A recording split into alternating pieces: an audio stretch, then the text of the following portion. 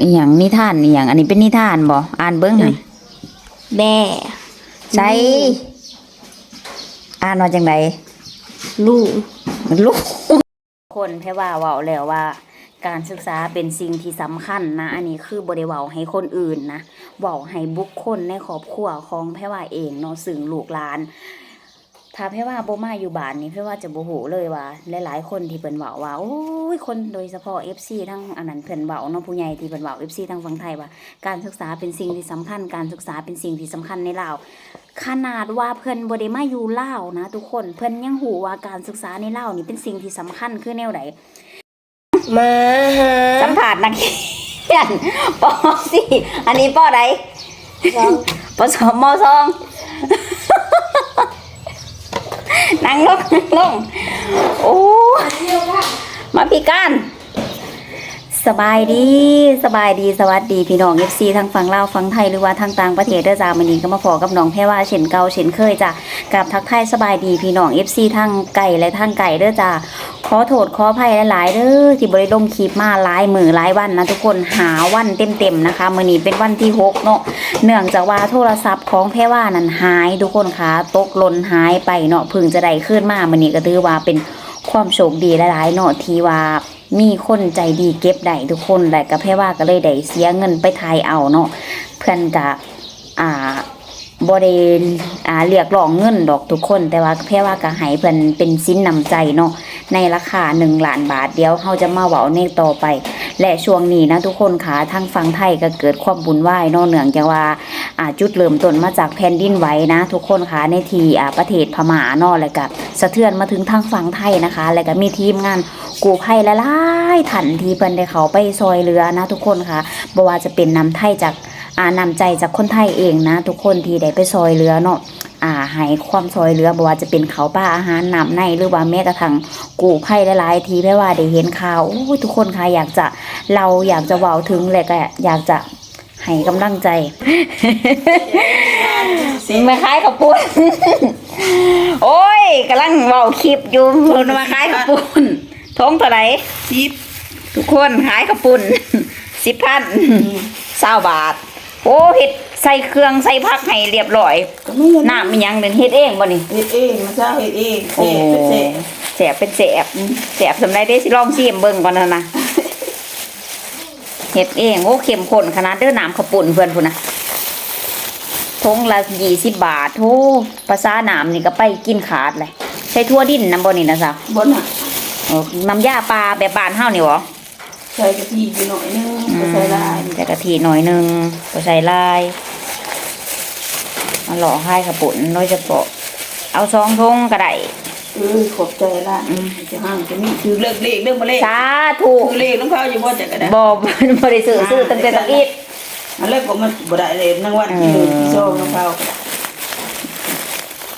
รางวัลที่1ที่2โอ้ยรางวัลทุกคนทงเท่าไหร่ก่อนนั้นน่ะซะทงละ10,000ทงละ10,000ทงละ20 บาทโอ้บักลายเอามาหล่อคายหอถืออันเอาเงินให้เราก่อนเฮ็ดยังก็ซื้อเบิดแล้วก่อนอยากนั่งทาก่อนเจ้านั่งได้นั่งซะบ่พาเอาดอกซ่านมันก็เละเอาล่ะแล้วไว้ซะแล้วซ่านแล้วได้โอ้ซ้ำนี่ก็โอเคเลยล่ะนี่มาสอนนักเรียนอ่านหนังสือนี่เพี้ยนจบป .4 เรียนป .4 บ่เป็นพอโตโอ้ยล้านก็ได้ไปบ่ก้านคอยเรียนป .4 บ่เป็นหนังสือเอ้าขอบใจหลายๆโศกให้มาได้หลายเอ้ยถึงวันที่1บ่เลขมึงซื้อเลขเด้อบ่เลขจะบ่มีคนมาขายย่างไปซื้อติถ้ามีคนมาขายซื้อจะได้เลข6 โตนะเลข6 โตแล้วแม่ตาได้เลขขายบ่ขายแล้วบ่ขายที่นั่งแล้วขายแล้วบ่เลข6 โตขายเลยเนาะกินกระปุ่นติพี่น้องนางไทยกำลังโทรศัพท์ข่อยเสียโชคดีที่ได้คืนมาบ่ได้ซื้อข้าวปุ้นกินพวกเจ้านี่บ่เสียไผแล้วเอาเก็บอันนั้นคนบ้านมึงก็อันเข้าล้านเลยล้าน1เทจะได้พี่อ้ายบ่ถือว่ามันก็เหี้ยบ่คอยนี่แหละเธอบ่จะว่าเขาเอาโทรศัพท์ประมาณมันเสียประมาณมันเสีย บ่แม่นหมู่เพิ่นว่าหมู่เพิ่นเว้าผิดว่าโทรศัพท์ iPhone โทรศัพท์ข่อย Oppo ธรรมดา นะ เพิ่นไปประกาศผิดว่า iPhone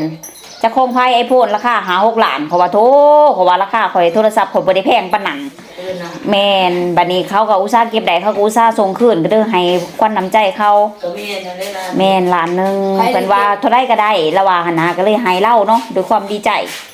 คนบ้านเมืองกลางเก็บได้แม่นได้คืนก็เด้อให้ล้านหนึงฮะนี่เด้มาอ่านให้เขาฟังแน่นั่งลงเบิ่งอ่านหนังสือให้แน่นี่สบายดีกล่องงามๆแน่นี่เห็นบ่กล่อง มีครู่บอกเอาไปส่ง แหมสมาเอาไปส่งไว้เถอะกำลังสิอ่าน เลิกส่งถึงต้นเสา ใส่มาเบิ่งนักเขียนมาอ่านเบิ่งเขียนจบปอใดมาเบิ่งขอสัมภาษณ์แน่นั่งลงพี่ติมานั่งอยู่พี่ มื้อนี้สิได้โทรศัพท์มาแล้วสิถ่ายนักเขียนพอดีว่าวังหันนี่ร้านของแพรว่านั่นสาวสงกรานต์เขียนป .4 พี่น้องเอ้ยอ่านภาษาลาวบ่ออกอันนี้คืออันนั้นแบน้อยขี้ดื้อนี่เนาะชื่อว่าแบน้อยขี้ดื้อแต่ว่าอ่านภาษาลาวบ่ได้แพรว่าก็เลยมาอันนี้เบิ่งกับผู้ดีมานั่งเบิ่งเนาะยังสะกดสระมันบ่ได้กินอีหยังอีหลังเฮ้ยจะมากินหัวมาพี่มาก้านมาพูนพากันพูนแหละเบาเรื่องเขากล่องนี่บ่อยากเข้านะนี่แหละเพิ่นเอิ้นว่าการศึกษาอยู่ทางฝั่งลาวเป็นสิ่งที่สำคัญเนาะแพ่ว่าก็บ่ได้เว้าคนอื่นคนไกลนะทุกคนเว้าคนในบุคคลในครอบครัวของแพ่ว่าเองนี่แหละหรือว่าลูกหลานเองนี่แหละเนาะอยากจะบอกเลยว่าสุดยอดอลีการศึกษาอยู่ทางฝั่งลาวนี่โอ้ยังอีกไกลทุกคนยังอีกไกลแห้งยอมรับว่ายังอีกไกลเนาะแต่ว่าก็มีทั้งด่านดีและด่านบ่ดีหลายคือถามว่าเสียให้เว้าตรงๆเลยก็ด่านบ่ดีนี่หลายที่สุดเนาะเพราะว่าหนึ่งคือเด็กหน่อยอยู่ทางฟังอยู่ทางลาวนี่หรือว่าอยู่ในครอบครัวของแพรว่านี่คือหนึ่งติดโทรศัพท์หลายทุกคนและกับพ่อแม่ก็ไปเฮ็ดเวียกเฮ็ดงานเนาะก็บ่มีเวลาที่จะได้บอกได้กล่าวนะมาลามานั่งพี่นะไปใส่เดี๋ยวพอมานั่งลง นั่งเข้ากล่องน้ำแน่นี่เนี่ยเนาะเอาสบายดีรอๆเนี่ย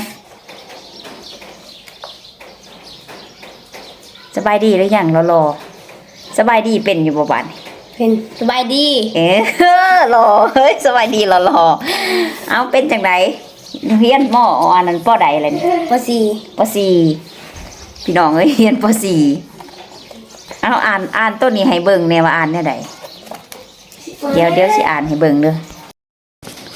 อีหยังนิทานอีหยังอันนี้เป็นนิทานบ่อ่านเบิ่งหน่อย แบ่ ใช่อ่านว่าจังได ลูก ลุงไหนใส่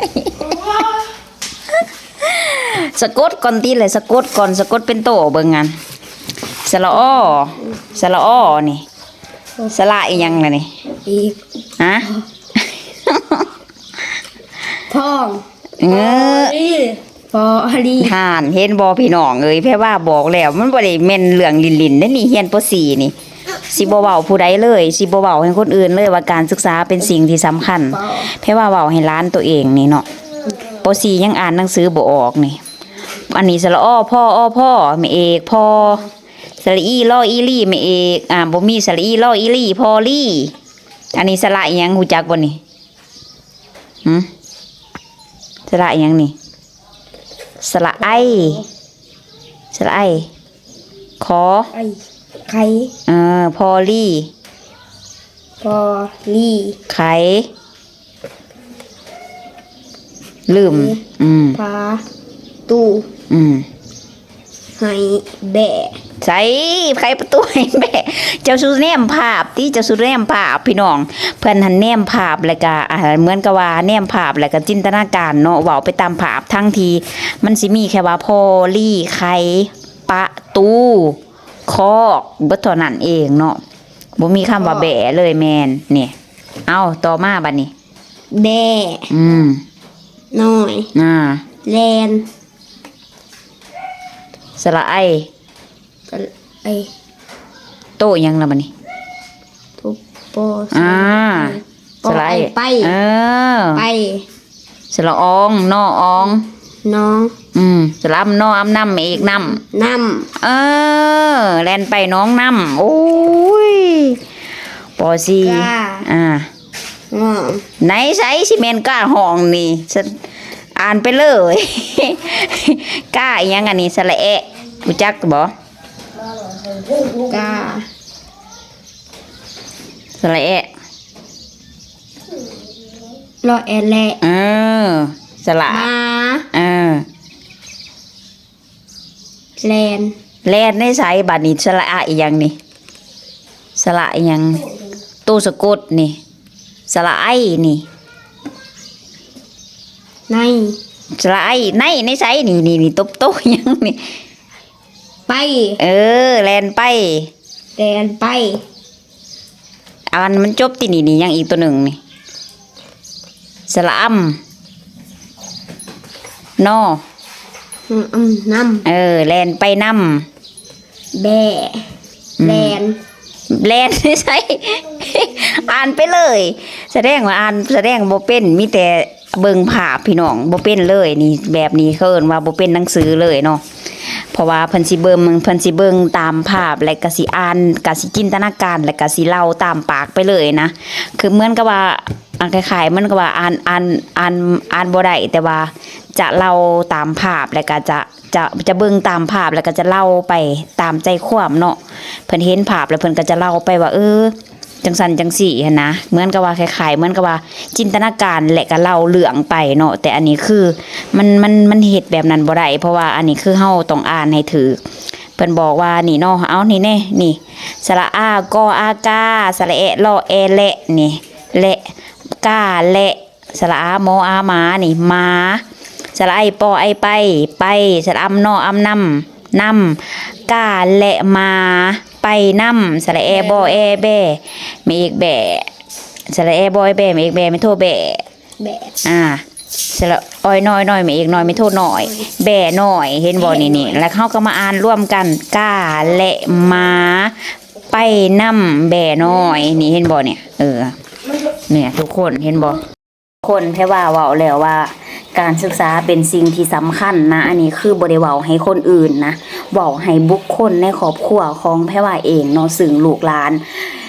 ถ้าแพรว่าบ่มาอยู่บ้านนี่แพรว่าจะบ่ฮู้เลยว่าหลายๆคนที่เพิ่นเว้าว่าโอ้ยคนโดยเฉพาะ FC ทั้งอันนั้นเพิ่นเว้าเนาะผู้ใหญ่ที่เพิ่นเว้า FC ทั้งฝั่งไทยว่าการศึกษาเป็นสิ่งที่สำคัญการศึกษาเป็นสิ่งที่สำคัญในลาวขนาดว่าเพิ่นบ่ได้มาอยู่ลาวนะทุกคนเพิ่นยังฮู้ว่าการศึกษาในลาวนี่เป็นสิ่งที่สำคัญคือแนวใดคิดเบิ่งเขียนปอใดได้ล่ะ ข้อสี่ ปอสี่พี่น้องเขียนปอสี่